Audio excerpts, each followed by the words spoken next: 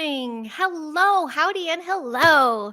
Thank you for tuning in. I am Heidi Pop, and this is the Synaptic Circle. Why is it the Synaptic Circle? Because I am with like-minded friends and leaders and way showers, and we just synchronize our synapses one after the other. We usually have a common thread about us that united us all, and but we are going to spark our insight in one another. And I really am so honored to do this. This is our premiere episode, and with the help of some friends here, some like to call them the old geezers, but I call them my gentleman friends. The Three Musketeers. Yes. We're as old as they are. I mean, so. Yeah, there you go. But I want to introduce. I'm maturing. Well, we're actually members of the League of Extraordinary Gentlemen. Yes. Good way of putting it. Absolutely. That's it. That's Speak for absolutely yourself. Speak for yourself. I'm no gentleman, mate. I have to roll up my pant legs so right now. Well, let me introduce you. My first, I want to share, though, that lovely little intro was done by my dear friend Terrance. And Terrance, several months ago, wrote me and said, "You know what, Heidi Pop? Someone helped me out back in the day. I'd like to help you out. Let's work on an intro together." And I got those little nudges to move forward from my good friend Terrance B from Down Under of Mr. B's Truth Seekers. Hello, Terrance. How are you? G'day. Thank you for having me, Heidi. This is great. I mean, I don't usually do other people's shows all that often. I usually have to put up these two geezers, you know. Yeah, I know. No, it's wonderful to be here, Heidi. Thank you for having me on. Thank you. And I've had the pleasure of being on Truth Seekers with you guys as well. And that's where I was so honored. I know we've been Facebook friends, all of us, for a while, but we got to connect on Truth Seekers. So right below Mr. Terrance B right there, we have the lovely and amazing, world-renowned Mr. Jim Goodall, ladies and gentlemen. Oh, you're talking about me? Yeah. Yes, sir. Well, I'm delighted to be here. And, you know, the four of us on this screen, like you said, all share a common interest and a common desire to let the world know what we know. I absolutely adore this whole community that I'm in. I'm not a joiner of things, but this particular, maybe it's because we're all a little bit on the crazy side that I'm drawn to all of you. Robert, I went and spent 2 days with him. I don't remember any of it, but I spent 2 days with him. And not my fault. Yeah. Oh, it was too. What was it? It says Lazar 115. Yes, sir. It was your fault. 151. Yeah. 151. Okay. And I'm thrilled to be here. I'm doing a lot of fun things. My 29th book came out in November. Wow. I'm thrilled with that. Congrats. Never thought I'd ever be an author. I hated term papers, but been spending time in the jungles of Belize. We're going back here this spring, and we're going back in a big way. Hopefully, it all costs money, but I'm just delighted to be here and to be part of your initial, premiere show, Heidi. Thank you, Mr. Jim. Cheers. And right over here we have Mr. Robert Bauer of Nexus Nexcast. Another platform is launching for you, which we were calling you Professor Bauer because you do have that filofax behind your brain of all the information. But thank you for being here. You want to tell us a little bit about that real quick? First of all, I'm honored to be here to be with not only these esteemed gentlemen, but most importantly, a woman who when I first met you and then went and we did 2 or 3 shows we've been on, and I have admired you in ways that I have not seen in someone in a long time. Your focus, first of all, your energy and all that bubbly stuff is just awesome. Thank you. Because you don't see it in the authentic, genuine way that it comes from you.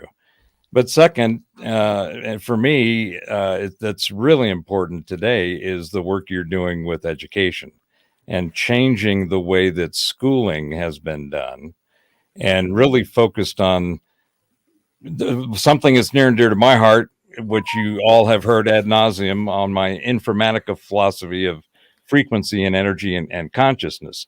And you are doing things. I remember the first time you said something about sitting around and doing circles and doing energy sessions. And I'm going, huh? What? Oh my, there's someone out there that Hey, I feel and is strong changing about the that. future because of it. Yeah, thank you. Thanks for recognizing that. And that is one of our common threads. We all usually have these discussions that fall under frequency and vibration, and we always bring it back to that. But there also is another common thread because I've been watching you all for a while. And Jim, I lost count how many podcasts you've been on. I mean, like really, Well, the you know, list goes So is on. he. Well, you know what? I'm the only one of the four of us that doesn't have his own program. Yeah, And I but do, you don't and need it. You're I everywhere. I do that because it's an awful lot of work. I mean, I've seen what has to be done when they're putting something together, and I don't have better things to do, but I like to screw off more than probably the most. And it's just it's a massive obligation to have to be somewhere every Tuesday or every Thursday or whatever, every week, or if it's monthly, or however you look at it. And I admire what all of you do. And my philosophy is, if someone wants me on their program, I don't care if it's just you and I, and you're just building up your your viewer base. I'm more than happy. If I can help you, fine. Yeah, I'm too old to go into something for fame and fortune. I've been married too many times to have any type of fortune, and I'm more infamous than I am famous. So I'll leave it up to you hardworking souls that do this, and I really admire Well, that's all really of all of you that I'm on with, and it's fun. I have like Robert and the old guy above me. Oh yeah, Terry. We've been around for a long time. I mean, in 2 months, a little bit more than 2 months, I'm 78, and I've done a lot of things, and I have a great memory, and I'd love to share it. And until this platform came about, I didn't have that opportunity. So if someone wants me on and wants to hear me jabber for however long, I'm more than happy. And I've had people go, "How long can you talk?" I said, "Usually my voice goes out after about 10 hours." But last week, we won't go that long. Last week we went almost 4. Oh, that's right. After we jumped off, you guys Yeah. kept going, right? Yeah. That's Yeah. so cute. And it was to the point where literally I had to go. But I'm delighted to be here, and dear, thank you. Awesome. You're absolutely charming, and Thank you. That's you light up my computer screen. It really, I mean, it likes seeing such a pretty face when I'm looking at some not so pretty mugs most of the time. You don't say that to me. You don't say that to me. I don't know. That's it. I'm going to spit the dummy out there. I hear you about the commitment with doing it. And that's why I think I initiated this new little round of series. I do a kids' health series that's pretty regular, but I just really enamored with all these people I've been meeting that don't consider themselves anywhere else but at the level of humanity and just trying to assist others. You all have such beautiful stories to share. And I love just, conversing with you all. And like Mr. Poncho, hello, Poncho Zach. What are we talking tonight? We're talking a whole heck of a lot of random stuff. We'll probably keep looping it back to frequency and vibration. But what I do want to share is we do have another common thread. And I think that has to do ufology. I've been seeing all of our stuff that's kind of one of our common threads. And I know, Mr. Terrance B., you as well as myself, you've had an experience with the craft. Maybe you can share a little bit about that. Was that kind of shifted your whole world, didn't it? Yes, it did actually. Look, take my glasses off. Now it all started with me when I at the age of 7, and I went to, I used to go with my mother on a Friday night to a CYO meeting. That's like a Catholic youth organization. And on a Friday night, so they teach all us little kids. I was only 7 at the time, how the ballroom dance and stuff like that. And my mother used to look after the tuck shop and, the drinks and snacks and things. And at 9 o'clock, we'd go home. And on the way home, she stopped on the edge of the corner, just literally around the corner from home. And she kind of looked up and she said, "Is that 2 moons I see up there?" And I looked up and I said, "Yeah, And then when I said that, my brothers start running up behind me. And I said, "Hey, guys, there's 2 moons up there." When they looked up, there was nothing there. And Mum says, "Oh, it's just us I must be seeing things." Anyway, when we arrived home, we usually arrive home by about 9:15. It was about 10 to 10 by the time we actually walked in. We had some missing time. We didn't understand at that time. This is back in 1957. So that's going back. 1857? yeah, no. Okay, Thank you, James. Since I'm older than all of you, what can I say? 1957. And of course, my dad was waiting out. "Hey, where the hell have you guys been? Where you been?" He was worried sick. And Mum says, "Oh, we must have carried away, blah, blah, blah." And we didn't have TV in those days, but we had a radiogram with the old valve jobs and that rich sound in it. And all of a sudden, there was a news cast came on and says, "UFOs seen over Sydney." Mum says, "Oh, that's what we must have seen." And anyway, she said, "Come on out, off to bed, brush your teeth, go to bed, wash your face and everything, So, okay, all fine. Anyway, sometime during the night, I woke up. I don't know what actually woke me. Of course, it must have been some sort of noise. And walked into the room was this glowing being, and it walked across in front of my bed and down between the bed. I used to share the bed with my brother, bedroom with my brother, and my brother had his bed onto the right of me. And this being actually stood over my brother, and then when he turned around and walked towards me, it walked towards me. I screamed, thinking, So within moments, my dad arrived there. And what I'll do, I'll just share a screen with you for a sec. Yeah. And just to give you an idea what this being actually looked like. This what I'm showing you now is compliments from John Yost from Alien Abduction Answers. And here we go. Here it is. And that's exactly what the being looked like to me. Oh, John Yost saw the exact same thing. Now, he didn't tell me when I met him. He asked me, "Have you ever had?" And I said, "Yes, I had an experience." And I described him. He said, "Oh, you got to watch my documentary," he said. Well, cut the story short, I couldn't get all of it because it's only on Amazon Prime in the US, not in Australia. Anyway, the following day, he said, "Do you see it?" And I said, "No, I couldn't." And he says, "Okay, I'll send it to you. Here's a password to my private vault. So you can actually watch, but don't give your password out." And all that stuff. So fair enough. And I watched it. And when I saw this, I tell you something, it put every hair on my body standing up, And when I spoke to him next time I saw him online, I called him a bad name. I called him a wanker, excuse my expression. I said, "You knew, didn't you?" And he said, "Yes." He says, "I did." He says, "I know because I saw exactly the same thing." Anyway, I was having these visitations on average of twice a year till I was the age of 13. From 7 to 13. Oh, yes, wow. Twice a year. And each time I always kind of put my head under the sheets and kind of, because remember when my father came in on the first day, he turned around and says, "Come on, son, suck it up. Don't let your imagination grow wild with you." It was the first one in the room. But apparently, I cut the story short, years later, when I was an adult, it was only about 5 years before he passed away, he turned around and says, "Remember that entity you saw when you..." And he says, "I saw it too for about 3 seconds.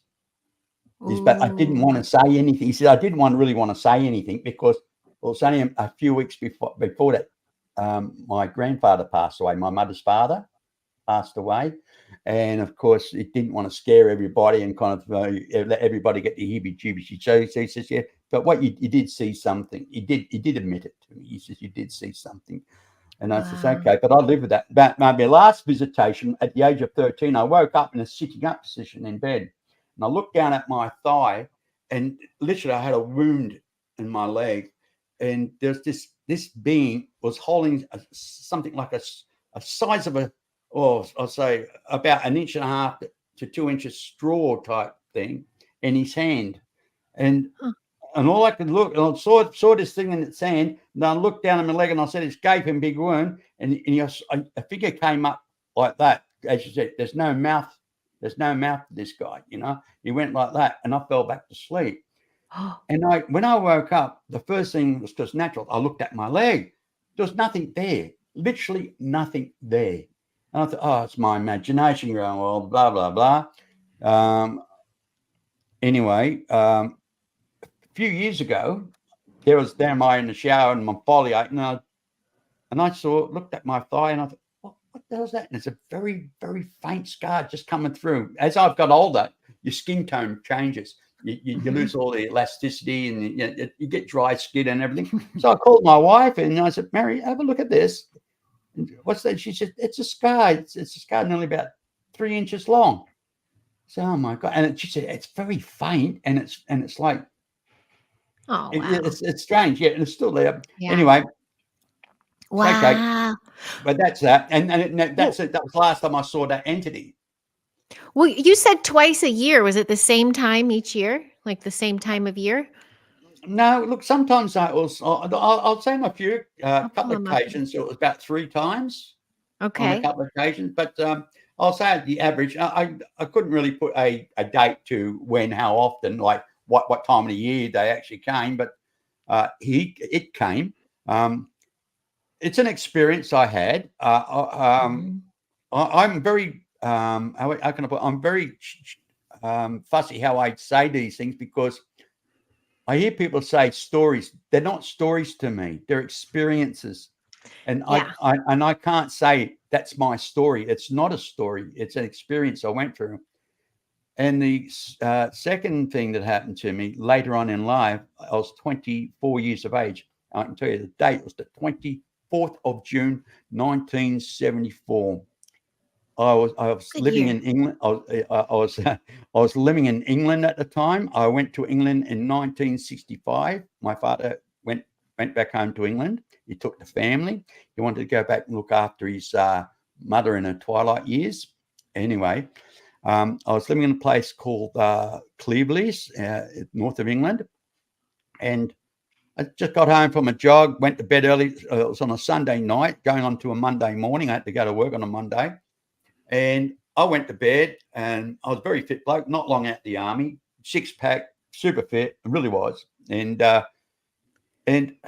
you know, when you go to sleep at night and you kind of kick your leg and you kind of wake up and go, oh, okay, like you trip in your sleep and you wake yourself up. Well, yeah, I tripped in my sleep, but I didn't wake up. I ascended in a bait of light, just went up. Whoa. And again, like every hair in my body was standing up, like I was standing by a Tesla coil. And I was being escorted by an entity either side of me, but I couldn't move. All I can do is move my eyes. My eyes were the only thing I could move. And all I recall is going up in this bathe of light. And then I went into a large oval-shaped hall, and it had marble columns. So I can see with me in my peripheral vision, there was columns, and there was little people standing by these columns, and they came up like that, and it was a large oval-shaped room. And I was going down this, being escorted down this corridor, but I wasn't walking. I was floating down this corridor. And at the end of this corridor was this large marble, gold, orange type polished marble table with a gold edge around it. Sorry. Yeah, stealing the show. Wonderful. Anyway, somebody kicked the dog? Anyway, there was like a grapevine type shape going around the edge of this table, and it had hieroglyphs upper and lowers of this vine. And sitting at this table was this Nordic looking man, blonde hair, very chiseled chin, beautiful aquatic blue eyes. I mean, I'm really ice blue, beautiful blue eyes. And the strange thing about his skin, it was pale, but it had that sheen like a mother of pearl. If you ever look inside of a shell or clam and you see that mother of pearl look, that was the sheen of his skin. And he was wearing a white suit. Now, before I go any further, for years, I honestly believe I had a near-death experience. I didn't understand any of this. It was real. It's real. It's so real, surreal to me, like it only happened about 10 minutes ago. And so vivid. See, I can't remember the last bill I had. How much, but I can remember something that happened back in 1974. It's so crystal clear, like it only just happened. So it's burnt into my conscious, it's burnt in there. And he turned around. And this is the reason why I thought I had a near-death experience. He looked at me, he knew me by name, and he said, "Can you show me what you have done with your life?" Now, I did not feel guilty. Yeah, don't you laugh, mate. I didn't feel judged or scared. Actually, I felt quite serene, quite happy, and in myself, it was quite pleasant. And I didn't answer, and then he asked me the second time. Again, I still did not answer, and then he said, "Let me show you." And all of a sudden, from here I am in the streets playing cricket with my neighbours, and here am I looking down at myself. It's like I was watching my life go before front of my eyes within a microsecond, just like a boom, like that. I saw it all. I saw my birth. I'm sure I saw a lot more. I've seen a lot more, but I can't remember it. Anyway, put all that aside. Yes. And then here I am standing in front of this entity again. And he said, "Now can you tell me what you've done with your life?" Again, I still did not answer. And he said, "One day you're going to come across a crossroad. And if you take the right path, everything will be revealed to you. Everything. And it will make sense and you will understand." And then he turned around and said, "Now what do you think? This is the closest you'll ever get to death. What do you think?" When he said that, I woke up with a punch in my chest. I was profusely sweating. I was freezing cold, and I was sitting on edge. And my partner I was living with at the time, pregnant with my child, of course, we were going to get married. She started screaming. She's a staunch Catholic, and she turned around and says, "You're possessed. You're possessed." And I said, "What the hell are you on about?" I could not move, but when I opened my eyes, you were floating 2.5 feet, 3 feet above the bed. And then you came crashing down. No, honestly, I still find that hard to believe. I really do. I don't know because I didn't see it. That was just now. She ended up getting up. She grabbed whatever she could throw into a bag and she took off. If or the only contact I ever had with her was, "When are you going to pay child support?" And that was virtually by mail. But I did support my son all the way right through until he was finished university, actually. But put all that aside, she did contact me many years later, and she says, after what happened that night, she said, "I suffered severely with anxiety." Right. And I turn around. Well, I can tell you now, when that following morning, after that abduction, I didn't go to work that day because it's a split up with my girlfriend, my partner, and I had to go shopping. I needed some stuff, and so I went to the Safeway supermarket. And as I was walking around with a full shopping trolley, walked underneath this fluorescent light, and it flickering, and it put me into a panic attack. I just left everything. I ran home. I only lived across the road above a studio apartment above some shops. And I just, all I could think of was get home and strip off all my clothes and lay down on the tile floor in the bathroom, because I felt like death was taking over and my heart was jumping out of my chest. I had a chronic anxiety attack, a panic attack. So later on that day, I went to the Sheesh. doctors. And I went to the doctors and I told them, and so anything unusual happened to you lately to cause all this kind of anxiety? And I told him what happened the night before. And you know what? He actually ordered me out of his clinic. He says, you're the second person that came in and told me that same story. If you're after drugs, go somewhere else. So you go now, or I will call security and have you mentally removed. And I'm kind of saying to myself, what the hell is all this about? I just want to see the doctor because I'm not feeling good. So I went to a different doctor a couple of kilometers away. He asked me the same question. I just looked at him straight in the face. No, nothing happened. Oh. And he put me on Valium pills. And anyway, 4.5, 5 months I was on those Valium pills. And I left Great Britain and returned back to Australia. And at Heathrow Airport, I got my Valium pills and just threw it in the garbage bin. Never touched them. I just dealt with the anxiety. And it took 2 years to get over it. And it wasn't until wasn't until about 2006 with the internet, and we had bulletin boards, and we didn't have MSN Messenger like what you got now. Or whatever it was, MSN, I think. Well, no, it wasn't, just bulletin boards. And I was looking at bulletins, and I read this article about this guy talking about Nordic aliens and what they do and what Nordics. they look like. And I kind of resonate. Mind you, in the meantime, I've read a lot of books on near-death experiences, and none of it resonated with me. But as soon as I start reading this person's experience and other people's experience, I'm thinking to myself, it's like revelations. It just kind of all the pennies just dropped together. But like the jigsaw puzzle just started coming together. Wow. And the strange thing about it is I never asked to go into do podcasting. I never really it wasn't on my mind. I never went out of my way I met these goons, or by chance. It's just like everybody I've met in this ufology. It's like we're on the same road and we met on the same corner. It's like we're pulled together like a magnet.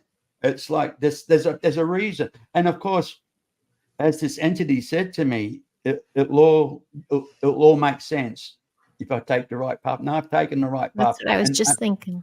And I'm not out to kind of convince anybody. This is my experience.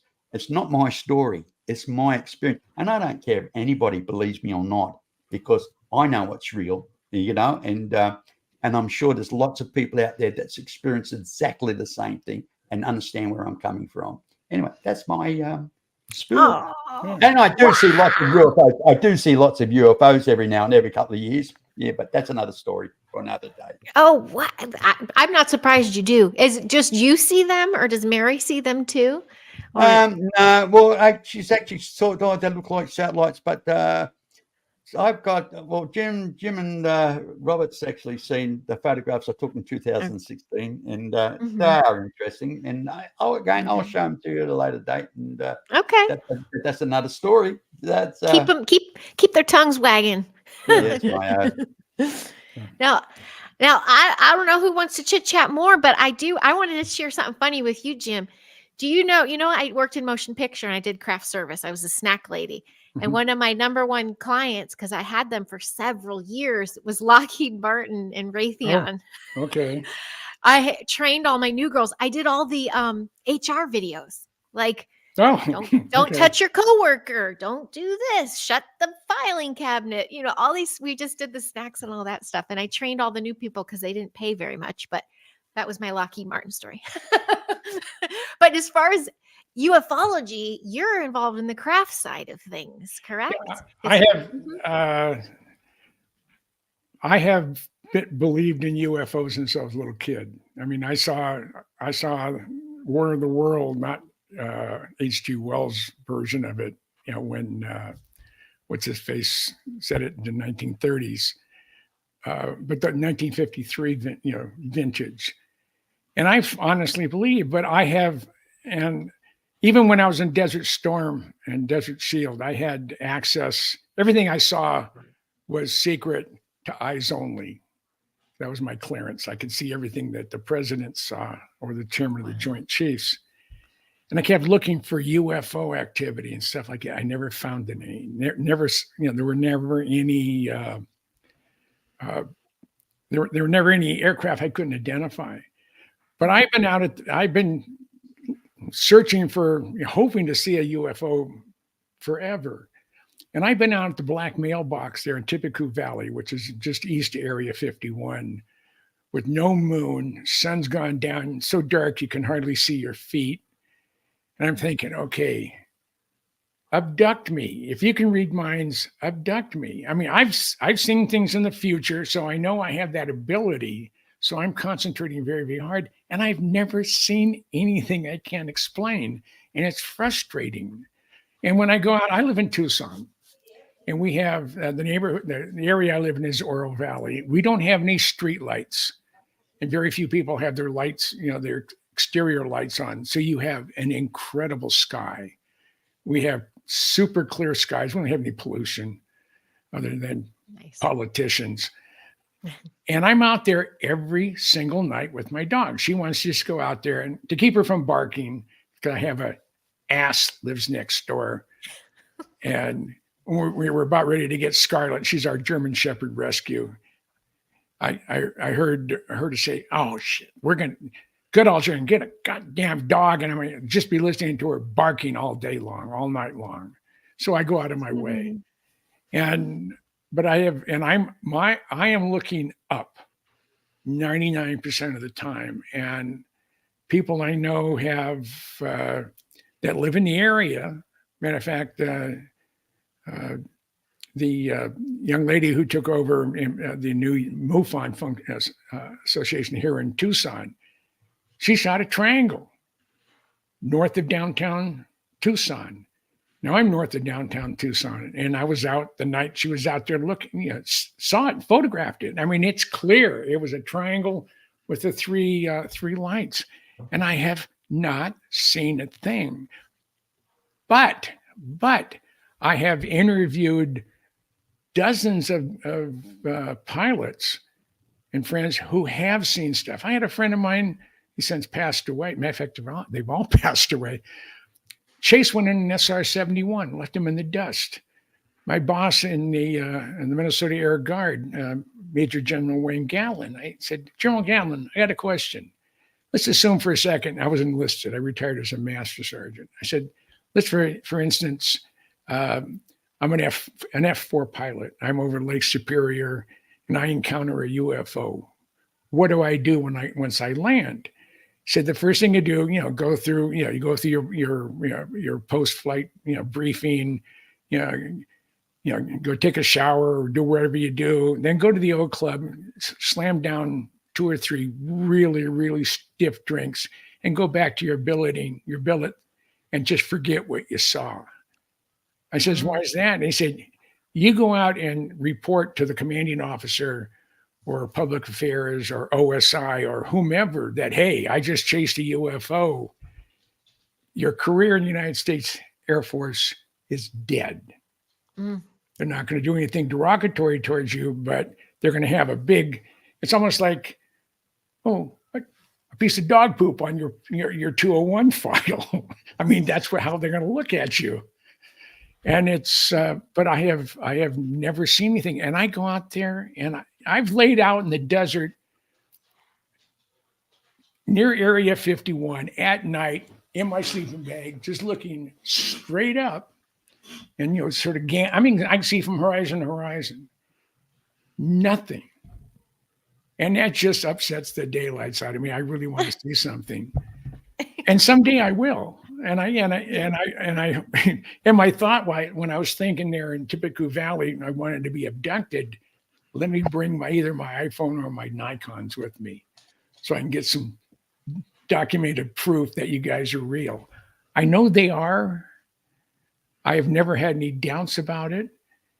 And when I was up at Kit Peak National Observatories, we had a beer and pizza. I think it was more like pop and pizza. I don't think they had any beer because it's at the University of Arizona. And it was the head of the astronomical division of the Department of National Science Foundation. And he said that he had just returned from a session, worldwide session on exoplanets, because they were looking for exoplanets at Kitt Peak. They have 22 optical telescopes, everything from a 12-inch to a 13-foot primary mirror, big telescopes. And he said that based on, and this is worldwide, every astronomer, every organization that looking for UFOs met at this one international function. And they came to the conclusion, using proven mathematical formulas, they calculate now for every star in the universe, there's 1.5 planets. And that's a number you can't cram you can't even cram the decimal points in your head. There's so many of them. And that out of that incredible number, they estimate between in the neighborhood of 2 billion, that's with a B, 2 billion Earth-like planets orbiting a similar size brown dwarf star as our sun in the inhabitable zone with liquid water. And Jodie Foster character in the movie Contact said, it was Carl Sagan's adaptation from his book, if we're the only ones, what a waste of space. And somebody else wrote on it, and I can't remember the person's name, it's kind of famous philosopher. He said, basically, what's more terrifying, to prove beyond with a shadow of a doubt that we're alone or we're not? And every time I go out there, I say to outside at night, even when it's bitterly cold, I want to see something. And I may get the lawn chair out by the far side of the pool, so I don't get any lights from inside the house, and just look up and just scan, and nothing. Yeah. And I've been doing that. Wow. I've been doing that for the 11 years I've lived here, and I still haven't seen anything. Oh, wow. In all your studies and all your knowledge, have you come across the stories of those talking about bioluminescent crafts? I know my friend Patricia Above was talking about that. I have a few friends that's what their experience. It's like a living entity. That's their craft that they've seen. Does that resonate, or have you heard those stories? No, but I have seen the future multiple times, and I was telling my first wife for 7 years, about once every 4 or 5 months, I'd make a comment. I keep having this same recurring dream. I'm going to be in downtown San Francisco during a major earthquake. Now, I grew up in the Bay Area down the peninsula, and I have family over in the East Bay. So for me to be staying in San Francisco would be unusual. And I'm in the corner of Geary and Stockton. It was October of '87 when they had the Loma Prieta across the Bay earthquake, because it was the World Series. And at first I thought someone had blown up my magnums. It was right in the corner of Stockton and Geary. And I OJ'd over the front of a car, didn't even touch it. And I was pretty heavy at the time, and I just went right over it. I'm standing in the middle of the intersection. I said, somebody blew up my magnums because all the windows came blowing out. Then I look towards Market Street and I see rubble. Oh, shit, we're in an earthquake. So I tell one of the guys who worked for me, we were at a convention there. He said, let's go stand in Union Square where nothing can fall down on us. Okay. Because this is either a preview of coming attractions, or it was the big one, but we're going to have another earthquake aftershock in at least 30 minutes to an hour. 24 minutes later, boom, another one. Said, well, we're not going to have the big one today. So we went back to our hotel. We climbed up 21 flights of stairs, and it was an old 1920s vintage hotel. They just finished remodeling it. And all our stuff that was on one side of the room was on the other side. And I go into the bathroom and I turned the tub on. I'm filling the tub up. And John looked at me and says, what the hell are you doing that for? You gonna take a bath? I said, no, that's drinking water. I don't know how long we're going to be stranded here, but I know one thing for sure. I carry my MREs right here. Okay. And I can last 90 days without food. I can last 3 days without water. So that's what that's for. Water's the big, yeah. So we went up to the roof. Now in San Francisco, like I think Rob McEwen, I think Mark Twain said the same thing. The coldest winter I ever spent in my life was my summer in San Francisco. San Francisco can get really chilly. So we went up to the roof called Shannon Court. We went up the top. It's a full moon and it's 85 degrees in October. That is weird. And I looked around. I didn't see a light bulb burning anywhere. And I looked at John. I said, "Let's get the hell out of the city. I don't want to be here when anarchy starts." Well, the Governor Jerry Brown and Mary Aliotto, Mayor of San Francisco, on all stations, radio and television, made a statement. He said, "If anyone gets caught taking advantage of this event, we will charge you with the absolute maximum fine, maximum jail sentence for anything that you do." And it was probably the 1 or 2 nights in the city of San Francisco and the Bay Area where there were no murders, there were no holdups, nothing. And I'm thinking, this is, it's a disaster, but there's a gold lining in it, or a silver lining. Well, we drove down Skyline Freeway into Palo Alto, the Mountain View, Los Altos area where I grew up. And the lights were on in Palo Alto. So I went into a restaurant. It was really jammed. And we're waiting in line. I decided to call my wife. And I said, "We had an earthquake in San Francisco." I said, "My God," they said, "the whole city is destroyed." I said, "No, it was a few buildings, a bridge, some part of the bridge collapsed, the Marina District, there's damage there, but we're okay." And that was that. Mm-hmm. One of my clients was on the 41st floor of the Meridian Hotel, and he was thrown from one side of the room to the other like 6 or 7 times. He packed his bags, ran down 40 some odd floors to Market Street, ran out, flagged down a cab. I said, "Here's $500, get me to Sacramento. I'm going to catch a flight out of here." We drove him to Sacramento. There was no flights available. Drove him to Reno. They drove him to Reno, and he flew out of Reno. He said, "Even if I win a $2 billion Powerball," I mean, we didn't have Lotto back then, but the equivalent, "I would never come back to the West Coast." He was that terrified of it. Oh, yeah, gosh, yeah. And it's I mean, it was just quite an experience. I was in Alaska during major earthquakes. I was underneath the Hollywood sign during the Northridge earthquake. Oh, wow. I was in an intersection. So I know what an earthquake feels like. And they're terrifying because you can't see them coming. Yeah. And once they start, you don't know how long they're going to be. And once it goes away, when's it coming back? You're sitting there in pins and needles. Yeah. And the last big earthquake I was in was the Nisqually quake up in the Seattle area. And I lived on Whidbey Island, and I had a 96 Impala SS, and it was souped up and about 450 horsepower. And I'm at a stoplight on Max Welton Road there on Whidbey Island. And all of a sudden my car starts going back and forth like this. I said, "Oh my gosh, I lost half a bank of cylinders on my car." Then I realized, no, the trees are going this way and the signs are going this way. I was in another earthquake. So, but I've had 3 major recurring dreams, and they keep coming.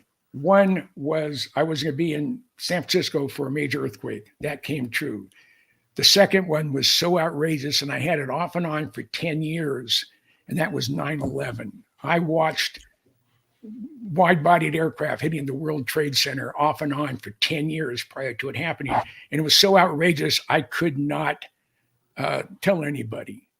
And my third one I keep having is I'm going to be in Seattle when the Cascadia subduction zone decides to rip the entire 800 miles. They figured it's going to be a 10 on the Richter scale for 10 minutes. And there will be nothing left from I-5 West. Shit. That's me. No, that's Washington State, Oregon, and Northern California. But the Cascadia subduction zone stops where the other big Andreas and Andreas? the San Andreas starts. That's where I'm near. Yeah. All right. Boy. Well, It's so not- you picked up on that. Okay. So you Yeah. don't, you're not picking anything yet.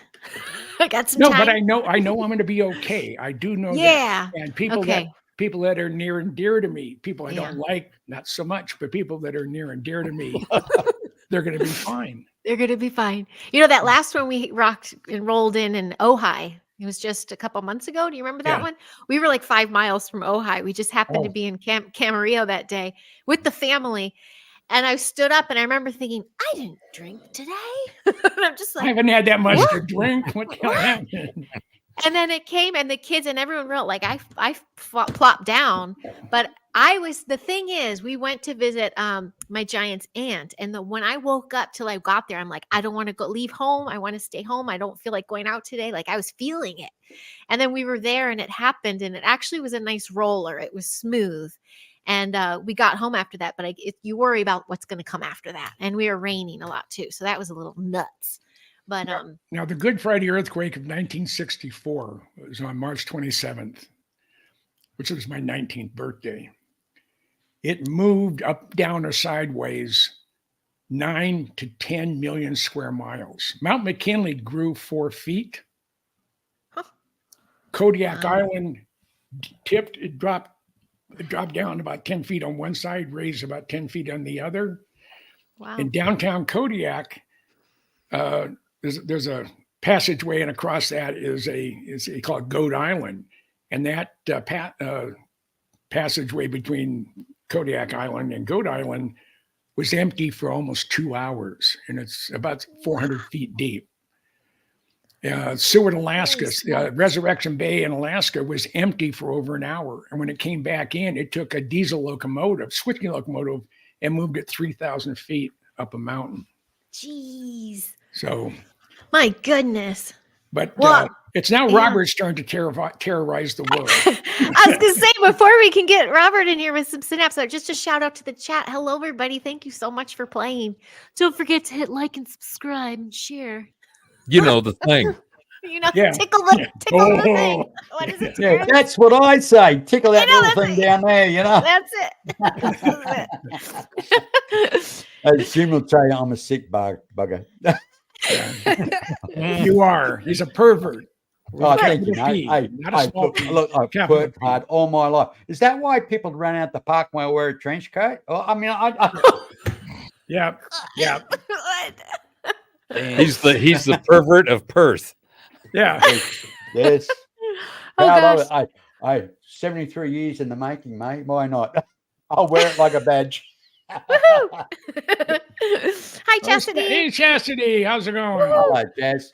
Cheers, She's a sweet. Chastity. She's a sweetie. Yeah. She's going to come on and play soon, too.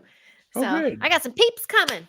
Well, Mr. Robert, I mean, I guess it's a pivot because I guess we can chill on the earthquake talks. Yeah, I mean, But- we all know what's shaking anyway, right? Wait, We hope bacon. so. Bacon. What's shaking and bacon? But I have wanted to ask you, as far as crafts and UFOs, and kind of like my friend brought up earlier with the bioluminescent lights and everything, frequency match. Do you feel like that frequency, you need to be in a certain frequency to have contact? I mean, that can start you on a 40-minute journey. Go right ahead. Yeah, and I do have some show and tell. Oh, nice. So Okay. we can do that as well. But just from a general perspective, the way that what my opinion is of what the answer to your question might be is that you don't have to be in tune with the frequency. You simply have to be aware of it. Mm. And that awareness is something that we are in our consciousness, the way that we just function normally, are the attributes, the characteristics of our consciousness is always in vibration. Everything's in vibration. Everything's a frequency, and because everything is energy. Energy expresses itself in frequencies. Frequencies are the waves that we either resonate or don't resonate with. And there's all kinds of delineations and degrees of which that happens. But to the bioluminescence, that to me, the explanation is that's the manifestation of those frequencies. So you're either, it's like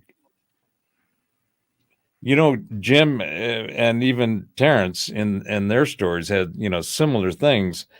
For the most part, they were isolated and focused. It was a very personal experience. But there's thousands of examples where a whole bunch of people saw the same thing. And they all were in that resonance to be able to observe it and experience it. But there's also people that were in there that were experiencing it that didn't. Okay. Yeah. Not everybody saw was the thinking same that. thing, right? I was thinking that. Have you all heard? I mean, there's so many names in this industry, but my gal pal and I went to East Ranch in 2020, and I got to use those. Someone was asking you, Jim, about those night vision goggles. If you had a really good army pair, I was using those, and with my naked eye, you could somewhat see, but with those suckers, yeah, it seemed like it was a party going on up there. There was a lot happening. But then the person next to you is like, I don't see anything. Even when they see it, they don't see it. So I was like, I'm in To me, another world. That's how I define the whole paranormal world. Is that are those things real? Yes, they are to the people. Do we have telemetry where we can capture it? People are doing the hunting thing, and they come up with some pretty bizarre stuff that you look at it and you go, I don't know. Maybe you got something there. But for the most part, the paranormal type experiences, and I'm excluding UFOs from that category. That's a different anomalous frequency expression, in my opinion. But the paranormal stuff, disembodied, non-corporeal spirits and stuff happening, portals opening and stuff happening, that to me is just the manifestations of energy and frequency. There you go. Thank you, Chastity. Share that. That was At least it's amazing how it works when you take a shower, which I did before the show, which I normally don't. So that's so cute. But check this out, Robert. Look what Pancho says here, because this is what I'm thinking of when you're saying that, like just reaching up and closing your eyes and tuning into that vibration. You brought this up on someone else's podcast, I think, when you were talking about music. We're all time travelers because we hear a certain music and we transport to that time. It sounds like they're talking about that kind of experience. They're shutting their eyes and just tuning in. Well, cool, are you familiar with the CE5 with Greer's? I am. Model, right? I'm familiar with it, but I haven't tried. So the whole idea is essentially, and what it sounds to me like, it's a combination of meditation, remote viewing protocols, and so forth. But it's essentially Greer's approach to how to make contact with the aliens and have a positive interaction with them. And it's very conscious and protocol oriented, which is what remote viewing is, which is essentially what I see all psychic phenomena that we all have as a part of our consciousness, because psychic abilities are an innate attribute and characteristic of the consciousness that animates us, in my opinion. So when you see these things and you have these experiences, all you have. Dr. Strange Love is what that's what I was thinking of. I'm like, I can't think of it. What does he look like? Sorry. So sorry. You were on a roll with your synapses. And I was like, let's have a laugh. Okay. Sorry. So, well, and that's, and then I guess it's time to do a little show and tell, because it'll kind of tie this in. The idea, to me, and the vibration and frequency, what Tesla said was some of the most poignant and to the point concept of reality. And that is, if you want to understand the universe, think in terms of energy, frequency, and vibration. Yep. And there we go. It's that simple. We have a whole bunch of math models, men and machines, creating a bunch of magical constructs to define things that they can't prove, black holes and all of these different. What's interesting to watch is that every time we get a new toy, they start finding stuff that contradicts what they thought or they didn't think they were going to find, and they go, it's like the Big Bang is really getting a big bump right now, because the latest telemetry 27 billion 20 years? over 25 billion, which is at least doubling the previous number. So I have fun poking at some of these folks who are just, they get all ground up about it. And I say, well, the only thing you got to deal with is the fact that your math models, men and machines need some tweaking because they were obviously wrong. And you need to be careful when you start pushing dogmatic, established this is truth when there's no way you can say it's truth. Yeah. I love watching Neil deGrasse Tyson go on about black holes and gravitational constructs and the constants, and it's like none of that stuff. If you spend 10 minutes in some search, you will find enough information that clearly identifies, one, there is no proof, two, it's apparently an assumption, and three, they're teaching assumptions as dogma to the students who are getting their little stamped piece of paper that they can't afford and will never be able to pay back because the ROI on the product they assumed debt for was crap. So I'm kind of wondering, just on a little side note, with all this student loan forgiveness and all this stuff, Mm-hmm. the first thing is, there's just the lesson of learning to make commitment and sticking through that commitment is a very important part of growing up and maturing to become a positive, productive person in the population. Mm-hmm. And that's one of those things. So just at the base level, that's the most important thing that I think is not being talked about as much as it should in this whole forgiveness thing. Goes into the whole reparation thing, which we're not going to get into, but staying on the school thing. So if you assumed responsibility for an asset and that asset ended up losing money on the asset that you just went into debt for, that's a fundamental economics, financials. You got to understand that that's how our society works. So that's the first lesson. The second lesson is, what made you think that product, what kind of analysis did you do before committing to that debt and know that you were committing to something that was going to have an ROI? There is no ROI in these things because it's a bunch of poor product, which is the third thing. So you need to understand responsibility. You need to figure out, how did you make that decision to assume that responsibility? And then you got to look at who sold you that responsibility. And to me, this is the thing that it doesn't have the visibility and the noise level that I think it should. The institutions, and this is one of the many examples, my little education rant, of what we're seeing in the decay of knowledge and meritocracy, all of the things that I know us old geezers grew up on, which accountability, responsibility, and you had to get off your own and go do your thing. Nobody was going to do it for you. All that's changed. Mm-hmm.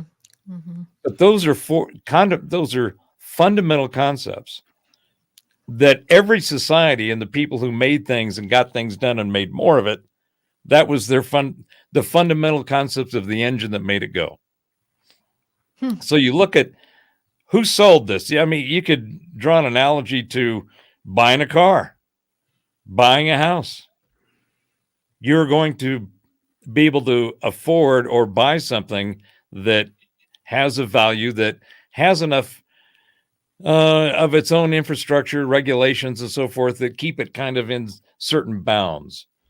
There's a market for houses, a market for cars. Well, there's a market for this knowledge. Mm-hmm. You go to get a doctorate, you're probably going to be able to go get yourself a pretty good income.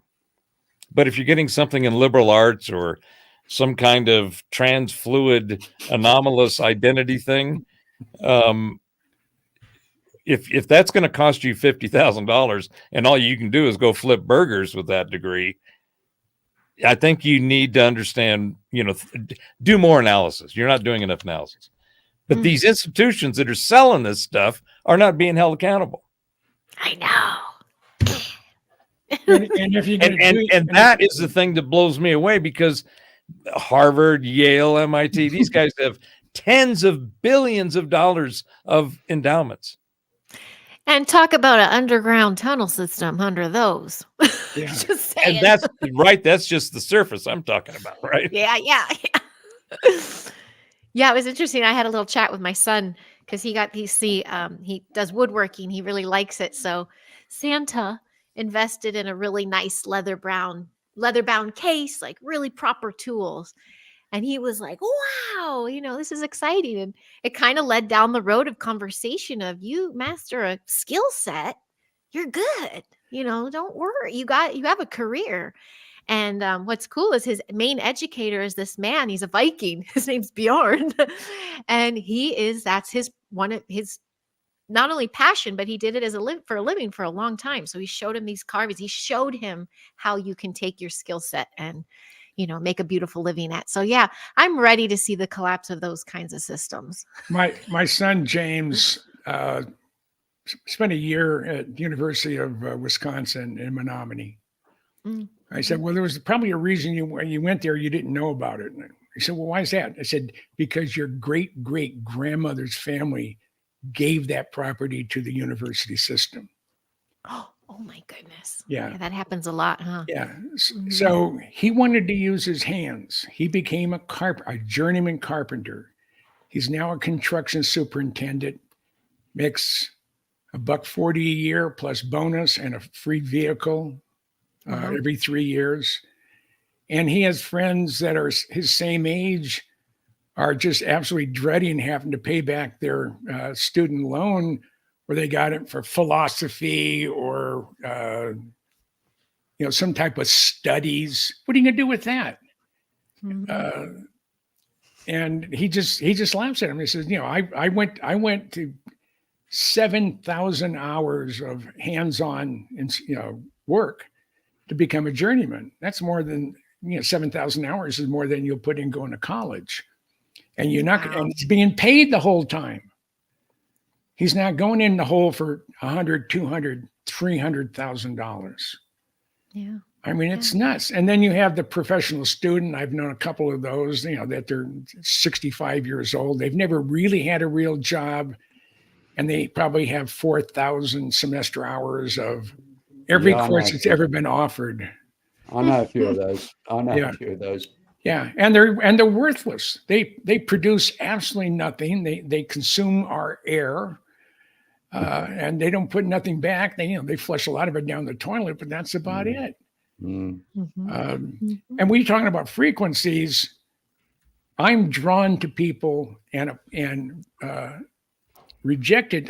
My body rejects people based on their energy, based on their Yes. frequency. The moment Totally. the moment this old son of a bitch up here, the one from down under, and Robert, He's over you now.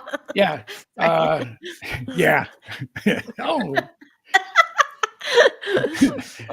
I mean, and I knew immediately that we were transmitting and receiving on the same frequency, and the same goes for you. It is a feeling. I've had people walk by me, not say a word, and I could feel the negative energy. Yes. And on the other That was and the other side of the coin, I've had people come by that all of a sudden I am drawn to them. And I talk to people in elevators. That's the type of person I am. Sometimes it No, freaks that's people cute. out. But if someone you're that voice I hear behind my head when I'm trying to get off this elevator. Well, I mean, a good example. I was in the IDS building in downtown Minneapolis. This is 1,000 years ago. I was working for Xerox, and I'm going up to the top of the IDS building. It's 52 stories, and I'm a sense person. I love senses for my eyes, for my nose. I don't hear for squat, so that part's out.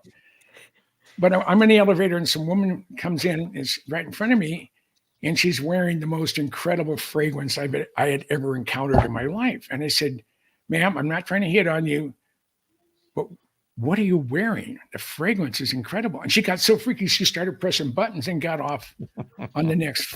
I said, geez, that didn't go over well. Well, about 10, 15 days later, I'm in the same building going up. I usually have lunch up there. And another woman came in and she had the same fragrance. And I said, ma'am, please don't be offended. I'm not trying to hit on you or do whatever, but you're wearing a fragrance that I find absolutely delicious. What is it? I said, it's opium. Go across the street to Dayton's. No, yeah, it's a good one. But it only works on brunette people that are naturally brunettes. My first wife is 100% Scandinavian, blonde. I got it for her, and it didn't smell the same. My second one was Greek. She had black hair. I put that on there, and it was the magic all over again. So it's the sense, it's the energy, it's what people radiate. And there's my dog. They say if your dog doesn't like you, I'm not going to like you. And I used to ride with my Harley with a guy on Whidbey Island. And if we're going to meet, he'd say, "Oh, let's meet down in Clinton, which is a town right off the ferry terminal." But every once in a while, he'd come up to the house in his Suburban. He'd drive in. We had an invisible fence. He'd drive into the driveway. Charlie Brown, which is my 130-pound German Shepherd, would go out there and would sit there and go, just growl. He was an ass. I knew it. But he was one of the very few guys on the south side of the island that liked to go riding on our Harleys. But Charlie Brown would not let him out of the vehicle. And and when you have a 130-pound long-haired shepherd and he sort of fluffs out when they're in a defensive or offensive mode, you can sense it. And I feel the same way. Dogs know. If my dog doesn't like you, then I shouldn't like you either. Yeah. So Terry, never come to my house, okay? No, don't worry about it, mate. No, I will now. Don't you worry. I will now. Our energy and Robert's energy and most everybody I run into in the UFO crazy environment. And I feel welcome here. This is the only time I've been in part and parcel in a group of people or an area of interest that after 6 months or a year, I'm bored with that and going somewhere else. I look forward to talking with Terry. I look forward to talking with you. I look forward to my hours of long chats with Robert. And that's what makes me tick. Ah. By the way, I thought Robert's got a presentation for us. I was just going to ask, does he share with you? Sorry about this, Jim. No, hell no. If I was a good one, you're stealing Robert's thunder here. You know, you know that, don't you? I mean, if I was a good-looking woman like you, he'd probably share it with me. But he's got a good color in his face now. He's got his breath back now because I was worried about him talking earlier on because he wasn't breathing. It's like he's constantly talking, and I'm saying, "Take a breath, Robert. Come on." Thank you, take Jasmine. a breath. But now he's got good color in his face now. So I'm trying to learn. I'm trying to learn that circular breathing that you guys do with the didgeridoo. Oh yeah. Oh, beautiful. Yeah. So that way I can talk without taking a breath. And so if you see me experimenting, you just know that's what's going on. Yeah. So didgeridoo or didgeridoo? Huh? Well, didgeridoo didn't either. Robert, give us our presentation. We're sitting there. Okay. Yeah, is this the polls? Is this the polls one? I want to see those again. Oh, go ahead. Sorry. That one. Yeah, that was last week. No, I don't have that loaded. I can load it up though. It's just suitable for children, by the way. Robert, it's just suitable for children. I mean, yeah, this is all. I'm a child at heart, mate. This all falls within the guidelines of the wonderful platform that we're using to share the information that we are all engaged in. None of it is copyrighted. None of it will be struck or deleted or amended. At least that's what I think. That's known to be wrong, though. Okay. Let's see here. Where is there we go. Present thingy. and Okay. the screen thingy. You know, the thingy. Oh, I see it. I see it. How do I reach that one? Oh, I got to get rid of bees here. Wait Sorry, a minute Mr. here. Sure sound. Oh no, I can't do that one. I see it down here. Here we go. But you know okay. Oh, there it is. Sorry, guys. do tech. Okay. Oh, okay. Well, I've got a set of tabs up here. I'll just get the plug out of the way. This is the Nexus new website, the Nexus Woo! Nexcast new website. Nexus Nexcast. So I've got some shows, the latest shows that we've done up Awesome. there, and some previous shows, and a little informatica going on, and then the news reports. So that is that. Awesome. And it's on Rumble. Awesome. And that's like a relaunch, correct? Because you started Yes, making I some am videos. relaunching. Yeah. It's been under a hiatus for a few years while life got in the way. So life Sure. moved aside, or actually I'm pushing it aside because I want to do this again. There you go. So Awesome. let's see. It's also on Rumble. There we go. And it's on YouTube. Hey, there we are. Ta-da. Here we are. Got me feet in my face. Yeah. We're getting fed back to ourselves. And let's see. And then this is my personal website with all of my stuff.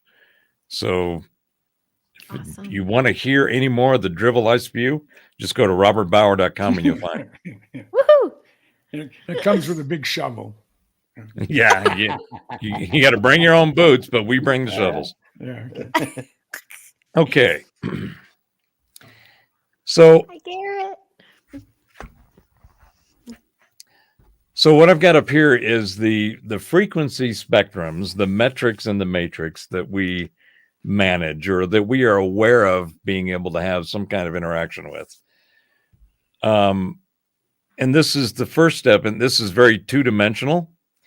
But what's very interesting about all of this is that it's multidimensional. It's three-dimensional. It's four-dimensional. When we see a sine wave on an oscilloscope for frequencies, we see it in a flat two-dimension, but it's actually moving in a toroidal, circular movement. All frequencies move like that. Okay. So we have these different wavelengths that we've put numbers around and then give them categories and call them things. Right in this spectrum with the rainbow pyramid is all our senses can pick up naturally. This is also how far the frequencies that we don't see, that we don't experience, how far they actually penetrate the atmosphere. So there's an interaction between all of the energies that are going on in reality that we inhabit, which comes from consciousness, which is why we have access to them. But you have to look at these frequencies. What does this kind of look like? What does this remind you of, this line here with these dashes on it? Does it look like an old-time radio? Oh, yeah. Oh, That's yeah. true. Yeah.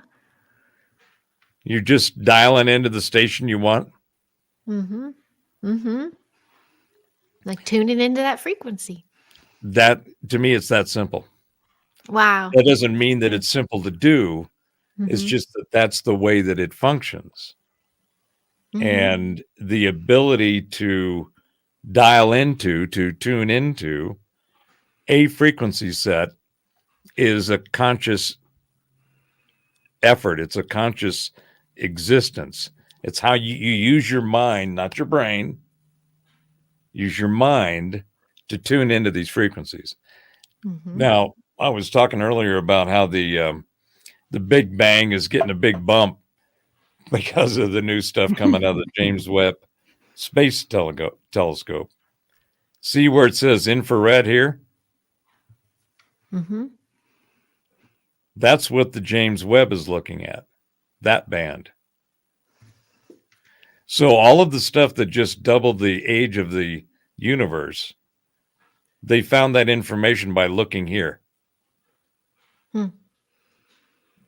which is outside of our range. Didn't they say when they were first playing with the James Webb Space Telescope that they were looking at 4 galaxies purely in red, because they're looking in the red zone, and they said, well, that can't be right, because based on our calculations, we know that work. This is 1 billion years past what we think is the beginning of the big boom. And that was the beginning when everybody said, oh, I guess I'll throw my thesis away because all of a sudden it just became null and void. Back to you, Robert. Yeah, the problem, you're exactly right. The problem with the whole Big Bang is that all of and this again goes back to the point I was making about the education system and the amount of dogmas that are actually assumptions in all the different knowledge disciplines that they teach, that they hold lord over. Yeah. And which is another, I'll just toss this little nugget out there. What we're seeing is not only transformation of all the infrastructure and the systems and technology and institutions, all of it is being completely, it's going through a transformative disruption, which is one of the reasons so ugly and smelly out there. But a part of one of the important things that's also happening in the midst of this melee is the transformation of authority. Any concept of authority is getting, it's going to get its due in its day, because the authority is what's been lording over all the information that has been set up and established as officialdom. And all of that officialdom data is turning into a collapse of the silo. That little knowledge domain is just, there's so much data that's showing that the established perceptions, concepts, axioms, all of the stuff that they define that little knowledge domain by have just come apart. And it's not just the media and the academic and the governmental and all of the, even technology, this whole AI thing, watching it is, especially for one that are in it, it's one of the most entertaining big tech things in a long time. One day it's a magic, next day it doesn't work. Another day it's a, we promise this. It's almost like the whole science, the climate crisis crap, which is complete crap. And there's all kinds of data that backs that up. Most importantly, and the thing that is, to me, causing the internal implosion of all of these institutions and the way things are administered, governance, it's all falling apart under its own failure. Its inept incompetence is on full display. Pick a discipline. Is there anything that you trust anymore? I know, right? Nope. That's so tricky. Right? Yeah. Myself, I mean, my don't you- intuition. My intuition. That's all you can. My heart tells me it's Yeah. right or wrong. Yeah. Yeah. Yeah. There. And- No, go ahead. That's the point. And I think that's probably what you were going to go on, Heidi, is that if you don't, you have to be your own you have to use your own discernment and discrimination while you're using your judgment to determine what you resonate with. Boom. Yes. And all of those words, with the exception of the resonant thing, because that's still beyond most of the folks, or it's got, some affiliation with the New Age group and so forth. But if you're using discernment and discrimination to judge things, and you are doing it overtly, that's when you start putting out resonance that doesn't bounce off everybody else as well. But what's bizarre is that that's how you think. That's how we work. We use our discernment and discriminate that discernment, the information, and then we make a judgment on it. That's how we think. So to be told that any of those things are bad is an assault on your ability to think and therefore be, or be because I think, and experience reality from the resonance that you experience. You reap what you sow. You literally reap what you sow. You want to think negative, you're gonna get bad results. You gotta up your vibes. You gotta up your positive way of thinking, and then it all comes back at you. It bounces back. Everybody with people are sounding boards. You know, I mean, you can ask any woman. A woman doesn't tell her problems to a person for you to give them an answer. They're looking at body language. They're looking for sound to bounce. They're looking for sound to bounce back at them because they hear their own voice, you know, and you know, and yeah. So it's how. Well, that was brave, B. That was brave. I mean, yeah. But you just dropped that little one out there. True. But it's true though. Yep. True. Yep. You know, and as I said, always say, you know, you walk down a hallway, if you've got a smile on your face, other people look at you and they'll smile back. But if you've got a frown on your face, people look at the floor. They want to avoid you. You don't have to say anything to put out these negative vibes. I mean, people pick up on it very much so. And unfortunately, and it's sad to say, the whole world's gone that way now. You know, nobody trusts anybody else. And you know what? Makes no difference if you're in China, Russia, Yugoslavia, Poland, bloody South America. People like you and I with their families, we love our families. We don't want war. None of us want war. Right. You know, we're interested is be able to go to work, come home, feed our families and love our families and spend quality time with them. No one wants to see their child go off to war. But the very few elite that control the system, and that's a corrupt bloody system, right? They don't go to war, and 9 out of 10 their children don't go to war while they're sitting in their bloody big fat asses, excuse my expression, knocking back expensive champagne, talking about statistics, you know, of collateral damage. You know, it's your kids, their kids, whatever. They don't care. You know, they don't. They don't. They don't hear that. And it's just negative. That's negative, and and we feel it. We see it. Right. We feel it. And if we complain about it, you're not a patriot. Hello. Now, being a patriot is one thing. Creating genocide is another. You know. Yeah. Sorry, Robert. Back to you, buddy. I just had my little rant there. I'm used to it. I've been quiet there for a while, and I thought, What's that? And don't ever start me on global warming because Robert knows how I feel about that. I know. That helps to prove that I'm a patriot. Well, look at there you go. 27 years to get that. See, there you go. Yeah. But can I say real quick, Robert, but B, just like you were saying about, but everybody's like that and everybody's doing that now. That's another frequency to tune into because I find when I'm having a shitty day, I run into the shittiest people. When I'm having a stellar day, it's just like it's Truman Show stuff. It's like a magnet. It's like a magnet. Yeah. You reap what you sow. You reap what you sow. Yeah. Now don't let other people's problems be your problems. That's the secret too. Right. First, thank you so much, Lakeside Laura. I saw you subbed. Thank you so very much. I'm a little booming channel. I'm looking for some tribe. So thanks, guys. Thanks for you have me anytime you want. Thanks, pal. I'm tipping up on that. Speaking of Lakeside Laura, she asked if any of you had read Stalking the Wild. I'm not familiar with that, Lakes. Okay. No. I'm gonna write that down. We'll try that on another episode. Okay, go ahead. What are we looking at, Robert? Well, this is the previous one. We were essentially looking at radio waves and light waves and the frequencies of those.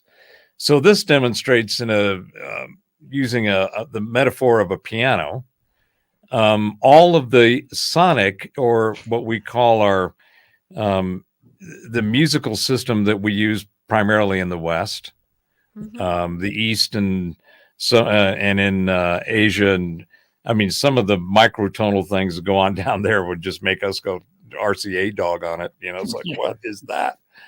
But this is just to give some relative reference to frequencies and sound. So this is the keyboard, right? You have C, the first position of C, all the way up to the 7th. And what you see is each note having its hertz, its relative hertz. So down here, our auditory system basically functions around 100 hertz to 20,000. And that's the range that we kind of hear things. And where anything that's above 20 hertz, that starts moving into animal kingdom, dogs, and so forth. Below that, you're not hearing it, you're feeling it. Below 20, you're feeling it. It's that rumble. It's kind of like some of the earthquakes. You get the vibration of the frequency of the earth movement. You can feel it before you hear it. A lot of times. I was in Silmar 71 and another one. Me too. And we had the chandeliers. You remember back in the shag rug era when we had shag rugs and corner groups and we had that hanging glass ball. Gorgeous. Yeah. It's just the disco ball. Well, it wasn't quite disco, but it was and old lava. school. They're that's for in sure. now. They're in again. Hey, Those not balls. forget They're the not in. lava lights. The lava lights. We also had lava lights. Oh, sure. The lava lamp. So if you see the frequencies, right? And this is all based on the 440, which is the natural harmonics tweaked. And this is by the Pythagorean comma. So I'll just throw this little thing in real quick because this, I think, is a very interesting point and it's important. Up until the Renaissance, there was no standard tuning of instruments. Everybody had their own key that they would tune the instrument to. And then they started, when people started getting together and trying to play things together, they realized they had to get some tuning organized because otherwise it just didn't work. So before the Renaissance, to play an instrument like a harpsichord or a piano and to play it in one key, you could do that. But if you wanted to play in a different key, you had to retune the instrument.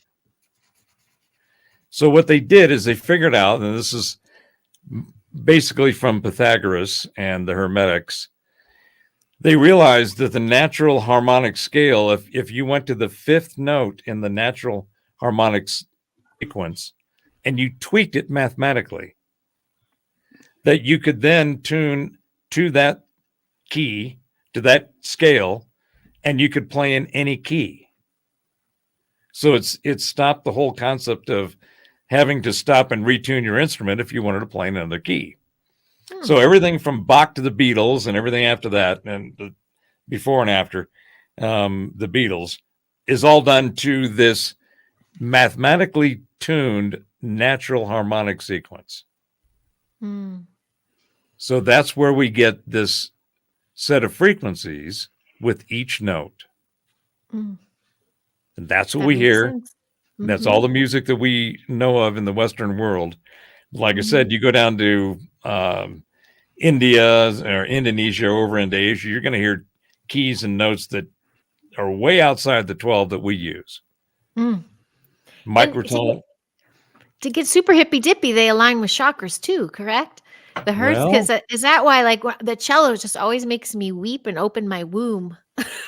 Like it's the deepest, most but I feel like something unlocks every time. There you go. Since you mentioned it. There you go. That's boom. So what's interesting is if you go back to all the frequencies in the first slide that had the rainbow pyramid. Okay. All of those frequencies, there was also the level, you might not have noticed it, but it showed how much of these frequencies penetrate down onto the earth. You get in the Schumann resonance, 7.8 hertz is basically where it functions, but it actually is a fluctuation, I think, between 7 and around 43, 45 hertz. And it's a natural modulation because it's a part of the cycles of energy and the way that they flow. But it has a range, just like going back to the keys. So there's a range with each of these. And this is just, again, very interesting because it goes through the instruments. So if you hear a tuba, they're down here in the 349 about to about 3 hertz. But if you look at a violin, that's a roughly 196 up to about 3200 hertz. So if you think about what you hear and what you see based on these metrics in the matrix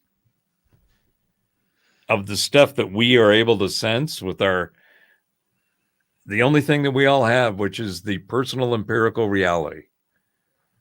And that means the experience you have. It's like what B was talking about.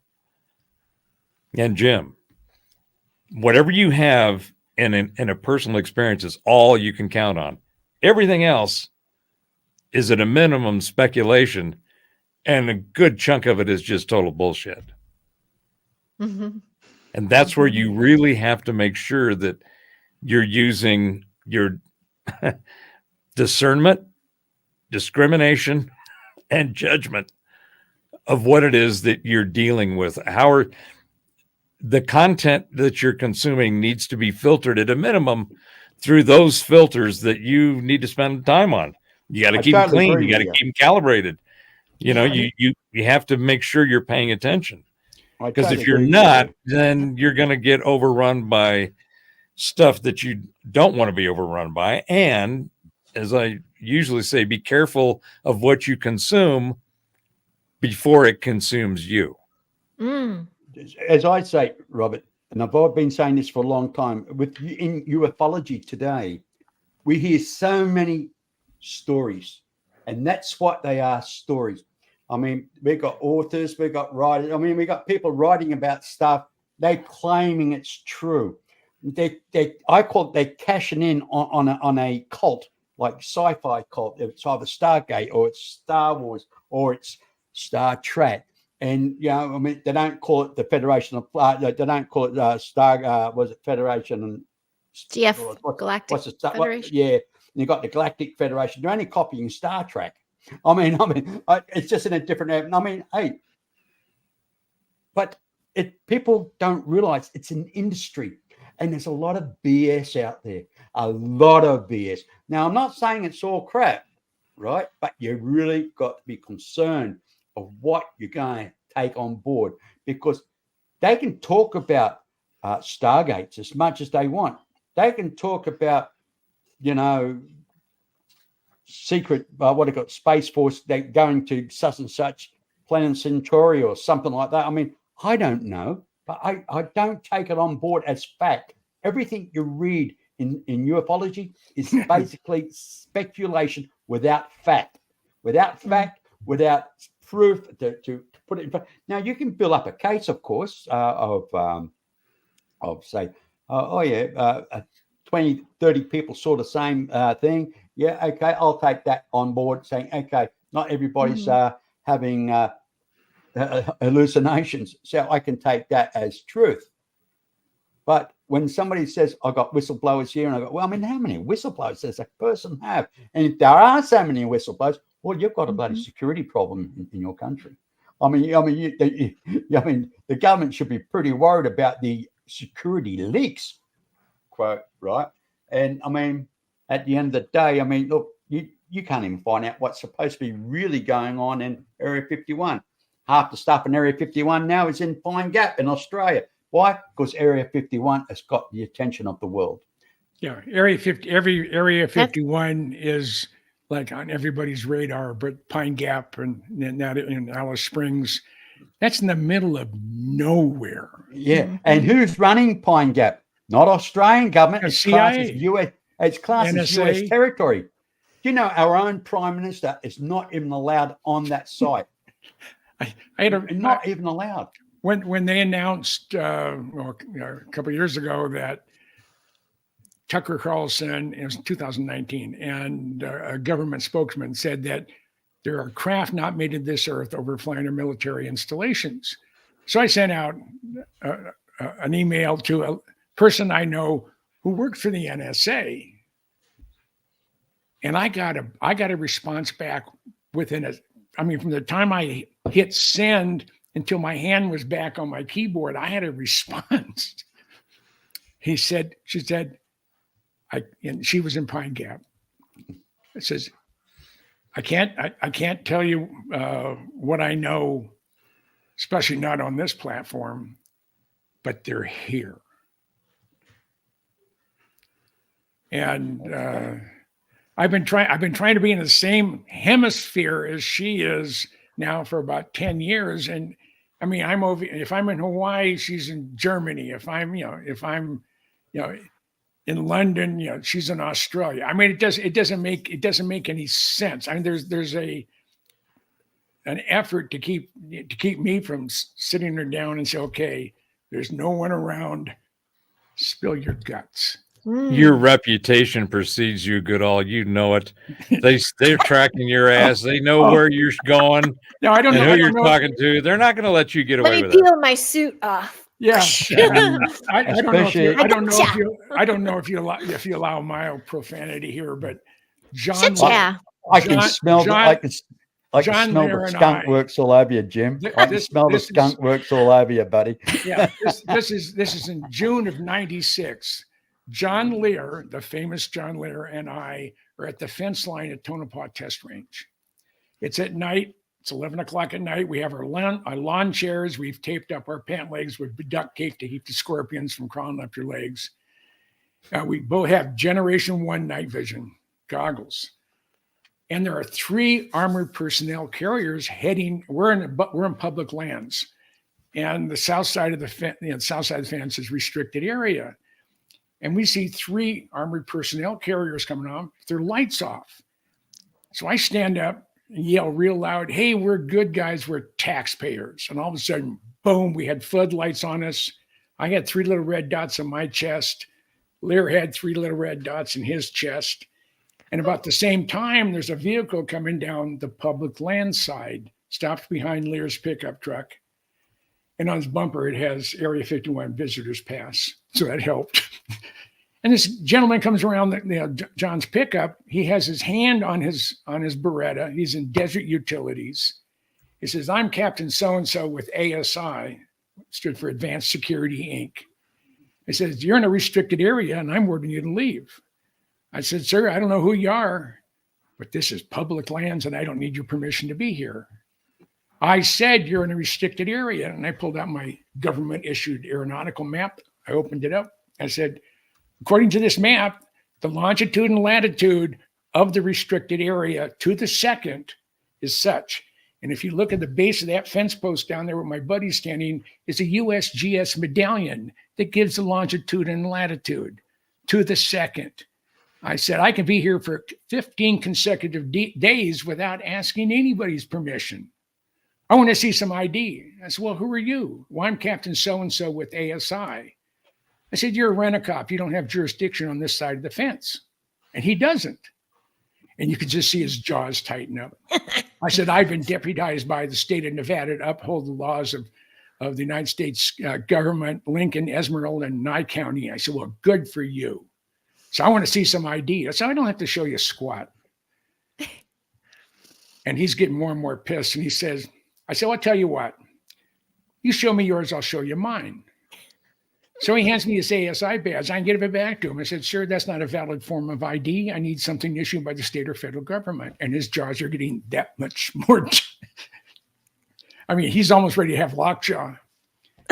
So he hands me his Nevada driver's license, and I don't have my reading glasses on. Okay, so I lived in Minnesota at the time. Lear lived in Las Vegas. He pulls his out.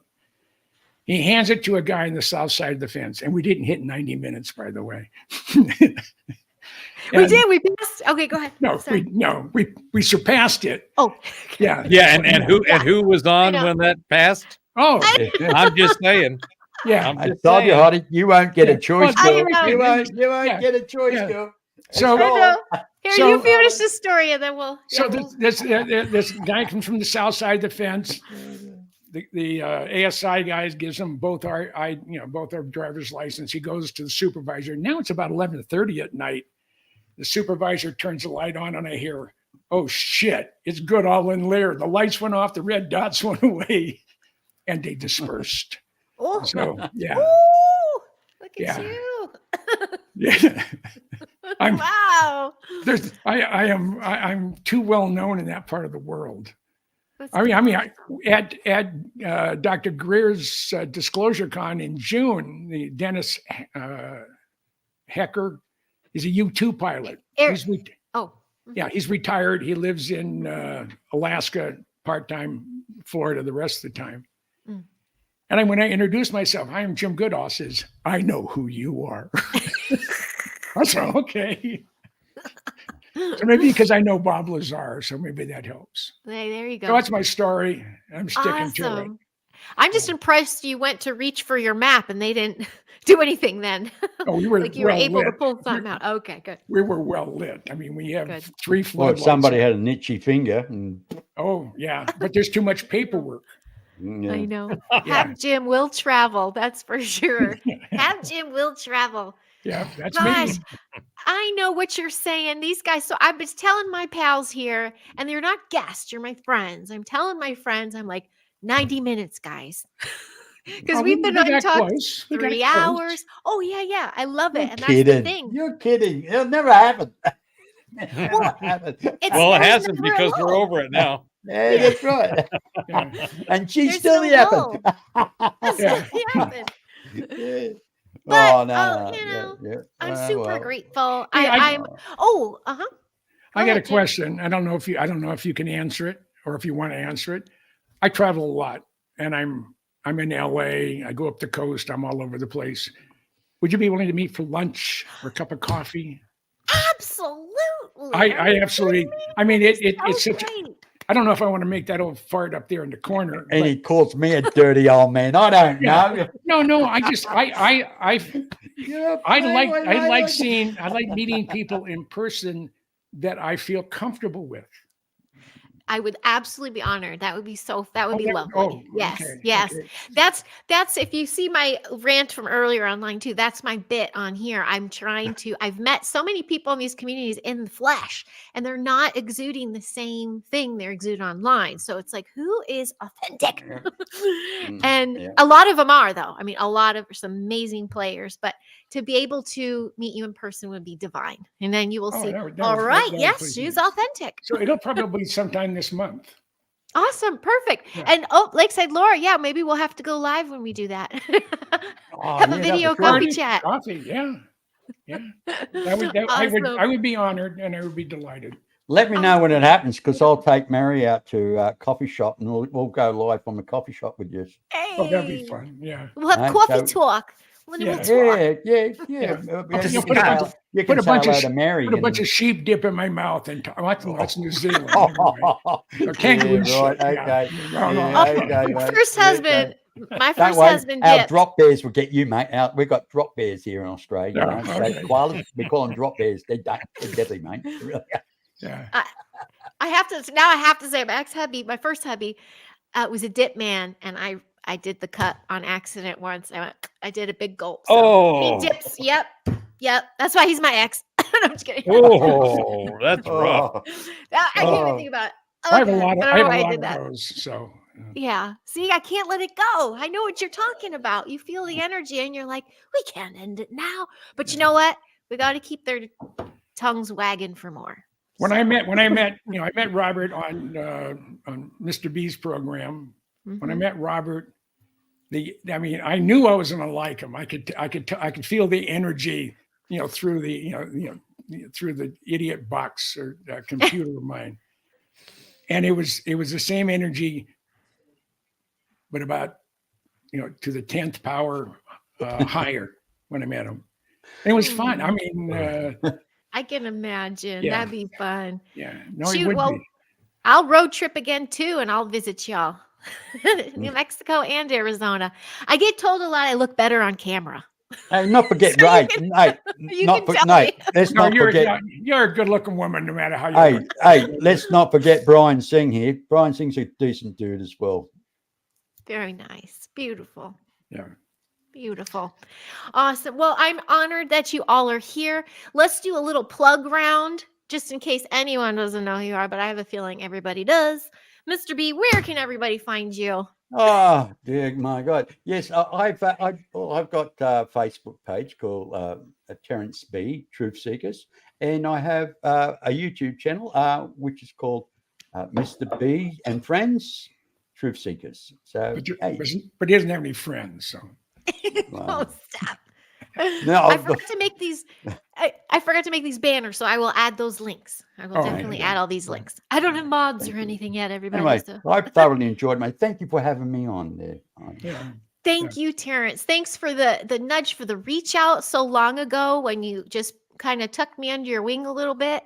And I mean, up in the middle of the night, he's making things, asking me if I can, give my opinions Yeah. and stuff. I'm Hey, like, go I'm the one ahead. staying. Hey, I'm the one staying awake with arthritis, bad neck and pain. Yeah, Oh. try to sleep. Hey, try to sleep. I might as well get here and go. Yeah. Blah, blah, blah. Yeah. We got to send you some frequency healing. We got to do Yes, that for you. Yes. No, I don't. Yeah, I don't have a Right. website like most everybody else here has. I waste enough time on my computer as it is. But I'm a writer. My 29th book was just published, and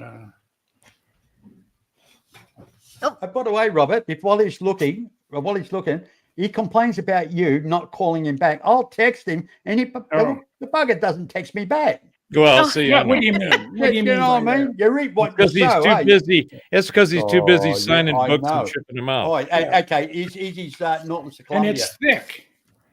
Nautilus to Columbia, that was, right? Yeah, it's a book that covers all 227 nuclear-powered submarines built or under construction for the United States Navy. My last book was, ladies. my There, last book ladies, was get the out and Skunk buy Works. that book. You can hit your old man over the head with it. Yeah. Oh, yeah. Or you can use a bulletproof vest. Put it in there. It'll stop probably at about page 250. But I am I'm a writer. You can if you're into black airplanes or submarines, everything I do is stealth pretty much. I know we didn't even talk blackbirds. We gotta get in there. Okay. Yeah, and I'm 29 books, isn't it, I'm the world Jim? foremost authority on the Lockheed family of blackbirds, and but you can go to Amazon, look books by James, middle initial C, last name Goodall, and you'll see my hardbound books. Last 7 of them are all hardbound; the other ones are softbound. But I'm a guy who hated term papers, and what I do, I write. So, Isn't that amazing? That's and, so cool. and you don't make money. You don't make money being a writer. 29 books. Is that correct, Jim? Selfless. Pardon, 29 books. 29. 29. Yeah. Marvelous, mate. Okay. That's, One that's beautiful. an achievement. Yeah. That's an And achievement. you have hundreds of videos out there too on YouTube. So all your stories, I love it. We'll have to get you for another one. Absolutely. And Mr. Bauer, you got to give your plugs. I saw that before, but I congratulations got a on your little launch. squeeze. I got a little squeeze in there, but the simplest way to find everything, my music, my philosophy, my social media, my podcast, my voiceover is at robertbauer.com. And from there, you can find all kinds of stuff that take you to whatever I do. Awesome. Oh, that's beautiful. Perfect. And I'm all over the place socially. I don't have a web page, but I'm on all the socials. I have a link tree with everything. And I actually just created a little YouTube just for the Synaptic Circle. So I'll be adding that on here soon. So I really want to see this grow a little bit because, we bounce off each other so well. So why not keep it going? On that note, thank you so much for tuning in to this first episode. I will be back every 2 weeks. That's my commitment to myself to doing this. And I have Nick Reeder and Zachary Fisher up next. So if you by chance are on Facebook or social medias, you'll see them powerhousing frontline digital warrior, lifting the vibes. If you get to a point where someone drops out at the very last minute and you need another talking head, give me a buzz. Awesome. I absolutely Same here. will. And in between those every 2 weeks, I might just I'll just hit y'all up. We'll do the every other week then.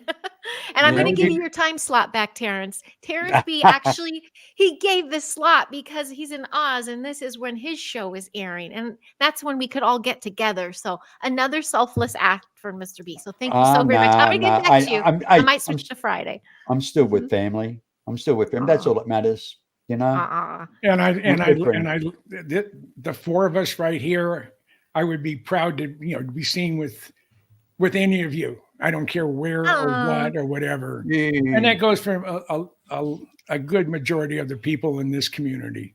And I'll speak for yourself, Yeah. Jim.